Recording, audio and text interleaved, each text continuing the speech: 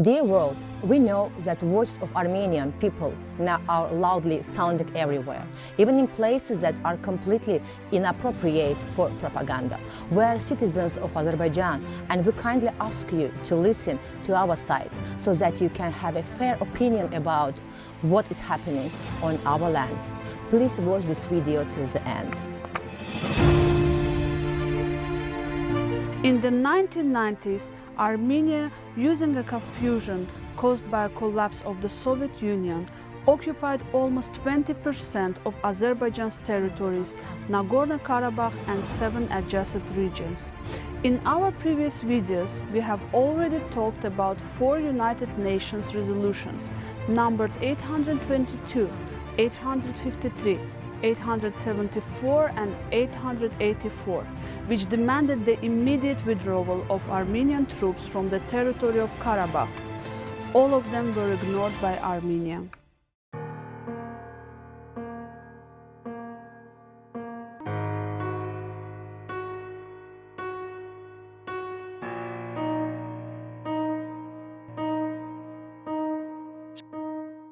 Within 30 years, about 1 million refugees in Azerbaijan cannot return to their lands, where they, their fathers and grandfathers were born.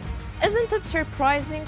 What were organizations like the United Nations created for if Armenia doesn't care about their laws? Does the world community really have no levers of influence over a small but aggressive state?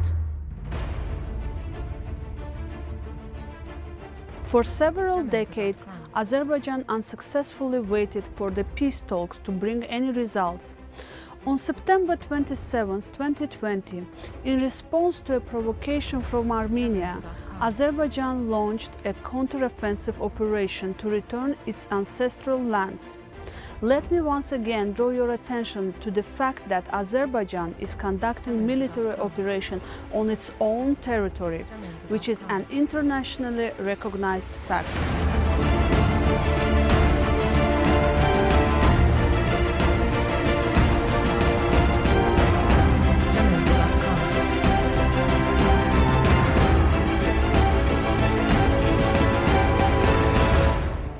But what is Armenia doing? It's bombing the peaceful cities of Azerbaijan.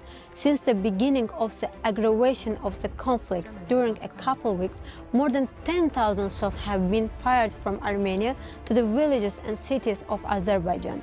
Armenia dropped a shell on a hydroelectric power station located on the Kura River near the city of Mingechevi. By a happy coincidence, the shell did not explode.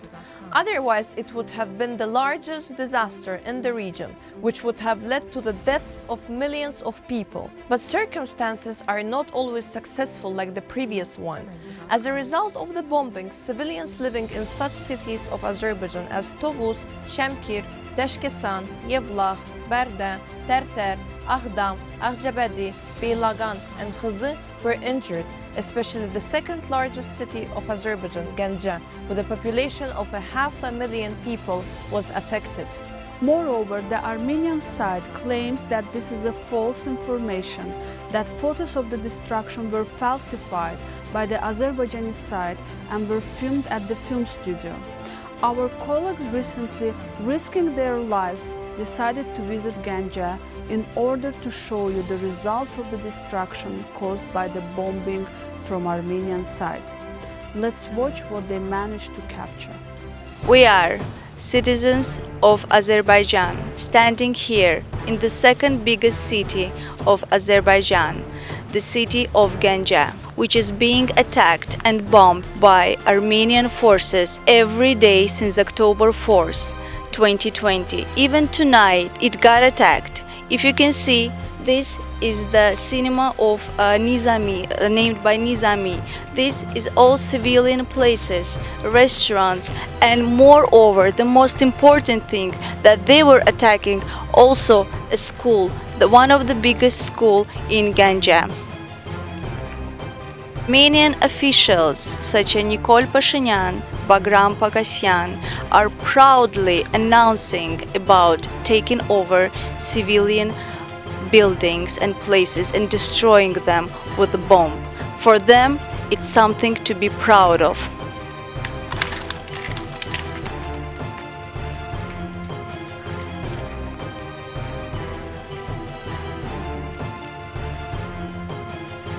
But also, a big lies is spreading from Armenian forces and officials. What they saying is all the fake news and lies, because this is all civilian places. They're bombing not military airports, they're bombing not military bases, they're bombing residences of civilians.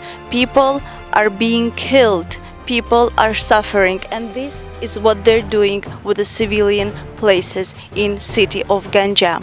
Ganja is very famous among international tourists for its famous bazaars and oriental shopping, but not anymore. October 4th, 2020, these places were destroyed by Armenian rockets. Moreover, Armenian officials and media are posting these pictures and using them, saying that it's actually Azerbaijan who was attacking Stepanakert, which is wrong. This is another fake news from Armenia. I am standing right here, right now, on the second biggest city of Azerbaijan, the city of Ganja.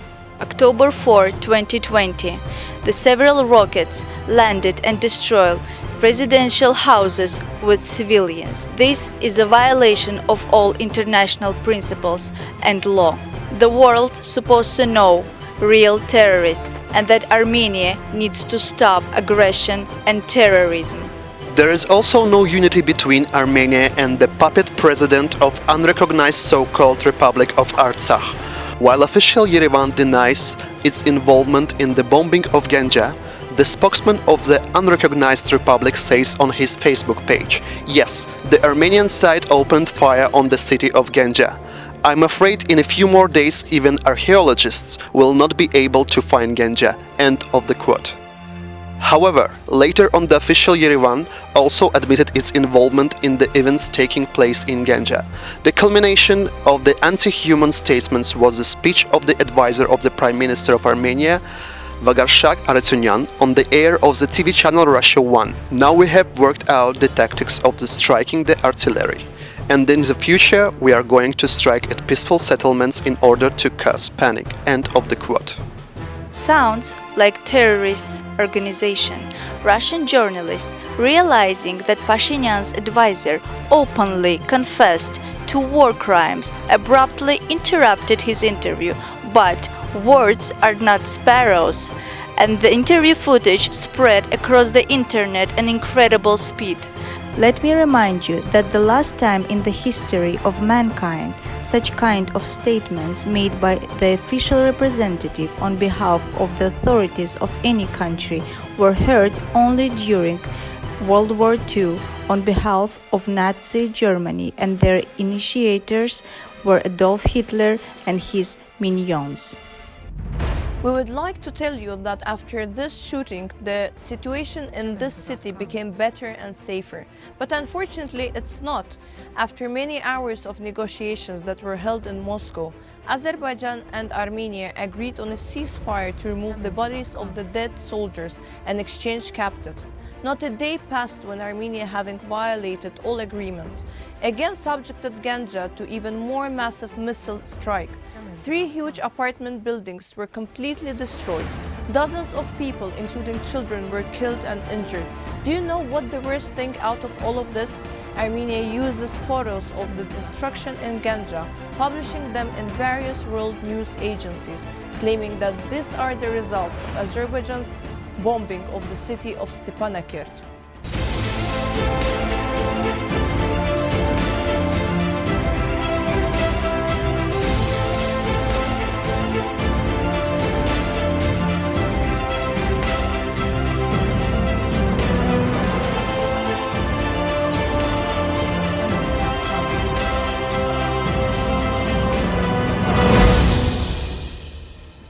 Despite the fact that Armenians have been conducting their fascist propaganda for many years, in just months we have united and began to rebuff all that stream of lies, accusations and filth that they pour on our heads. But we will not change Wikipedia articles. We will not forge old maps of the region. We will not change inscriptions on ancient architectural monuments and temples. We are not ashamed of our past to replace it with fantasies that never existed. We will not beg celebrities with a million of subscribers or pay them to publish posts in support of us, feeding them with false facts and embarrassing them, so that later they were forced to delete this post and apologize to the subscribers because they didn't make proper research and didn't know the truth, as it happened with Cardi B and Elton John. We're proud that we're the children of this land that raised us, like the generations of our ancestors who lived here for centuries. We're proud of our rich culture and traditions. We're glad to be a symbol of hospitality that everyone who has ever visited our country has experienced. But this hospitality was used against us by our neighbors who, instead of living in a good neighborhood, are trying to drive us out of our own home. Karabakh is Azerbaijan. It has always been and will always be the part of our country.